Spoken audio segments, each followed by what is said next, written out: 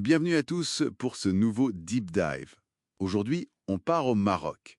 Mais attention, pas pour les visites touristiques habituelles, non. On va plonger très très loin dans le temps. Parce que le sol marocain, eh bien, c'est un peu une machine à remonter le temps, qui nous force à revoir ce qu'on croyait savoir sur nos propres origines. Absolument. Et pour cette exploration, on s'appuie sur du solide, des recherches scientifiques vraiment pointues, publiées dans de grandes revues comme Nature, Science. On parle d'archéologie, bien sûr, mais aussi de génétique, de méthodes de datation assez complexes. C'est le travail d'équipes marocaines et internationales. Ok, donc la mission aujourd'hui, c'est d'explorer ensemble quelques-unes de ces découvertes archéologiques majeures, pour voir comment elles éclairent cette histoire très profonde, depuis les tout premiers Homo sapiens jusqu'aux cités antiques. Alors, par où commencer? Par le début, nos origines. Et là, il y a un site marocain qui est devenu absolument clé, Djabel Irhoud. Ah oui, Jabel Irhoud, c'est fondamental. On y a trouvé les plus anciens fossiles d'Homo sapiens connus à ce jour. Ils datent d'environ 300 000 ans. 300 000 ans. Attendez, ça recule l'horloge de 100 000 ans par rapport à ce qu'on pensait avant. Exactement. C'est beaucoup plus ancien, et la datation elle a été confirmée par thermoluminescence. C'est une technique qui permet de savoir quand des silex, par exemple, ont été chauffés pour la dernière fois. On l'a appliquée aux outils en silex trouvés juste à côté des fossiles. D'accord. Mais alors, qu'est-ce que ça change concrètement à notre vision de l'émergence d'Homo sapiens? On a longtemps parlé d'un berceau unique en Afrique de l'Est. Eh bien, ça suggère fortement que l'évolution de notre espèce n'était peut-être pas limitée à une seule région, mais que c'était plutôt un phénomène panafricain, un processus plus large sur tout le continent. Intéressant. Et ce qui est frappant à Jabel Irhoud, c'est que ces individus avaient déjà une face assez moderne, très proche de la nôtre, alors que leur boîte crânienne, elle, était encore un peu plus archaïque, plus allongée. Une sorte d'évolution en mosaïque, donc. C'est ça. Et il faut imaginer le contexte. À l'époque, le Sahara était vert. C'était pas le désert actuel. C'était des chasseurs, ils chassaient la gazelle notamment, et ils fabriquaient des outils assez typiques de ce qu'on appelle la pierre moyenne, avec la technique Levallois. Ah oui, cette méthode pour préparer le bloc de pierre avant de tailler l'outil. Voilà, une technique déjà assez sophistiquée. Fascinant.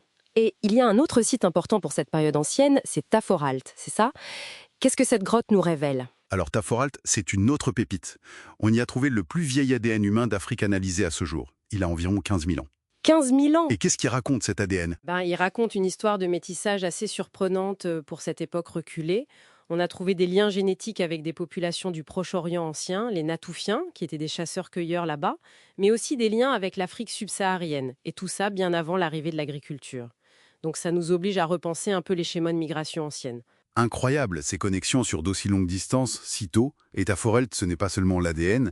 Il me semble qu'il y a aussi une découverte liée L'art, aux parures. tout à fait. On y a trouvé ce qui pourrait être les plus anciennes parures connues au monde, des petits coquillages marins, des Nassarius, qui ont été percés intentionnellement. Et ça date de 82 000 ans. 82 000 ans, c'est vertigineux. Ça montre une pensée symbolique vraiment très ancienne. Exactement. Une preuve touchante de comportement moderne très tôt. Et Taforal, c'est aussi important car on y a découvert la plus ancienne nécropole connue d'Afrique, associée à la culture dite ibéro-maurusienne.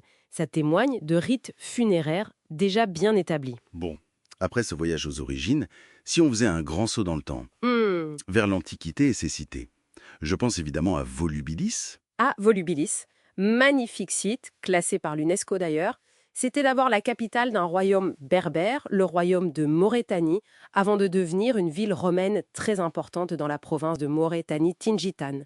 On y voit tous les éléments classiques de l'urbanisme romain, la basilique pour la justice, le Capitole pour les temples, l'arc de triomphe de Caracalla. Et surtout, ces mosaïques remarquables. Elles sont incroyablement bien conservées. On voit des scènes mythologiques comme les travaux d'Hercule, des scènes de la vie quotidienne. Ça donne une idée de la richesse de la ville. Oui, une richesse qui reposait beaucoup sur l'agriculture, notamment la production et l'exportation d'huile d'olive. Et ce qui est intéressant, c'est qu'on trouve à Volubilis des marbres qui viennent de très loin dans l'Empire romain, de Grèce, d'Italie, même de l'actuelle Turquie. Ça montre bien son intégration dans les grands réseaux commerciaux de la Méditerranée. Absolument. Et un point important, la vie n'a pas cessé à Volubilis avec la fin de l'administration romaine. Le site est resté occupé. Il y a eu une communauté chrétienne, puis la ville est devenue Walili, et a même été la première capitale d'Idriss Ier, le fondateur de la dynastie idrisside, au 8e siècle. Une histoire longue et complexe. Et pas très loin de Volubilis, il y a un autre site antique, majeur, plus tourné vers la mer, Lixus. Oui, Lixus, sur la côte atlantique. C'est l'un des plus anciens comptoirs fondés par les Phéniciens dans la région, bien avant les Romains. Et à l'époque romaine, Lixus est devenu un centre industriel très important, spécialisé dans la salaison de poissons et la production de garum. Le fameux garum, cette sauce de poisson fermentée que les Romains adoraient. C'est ça.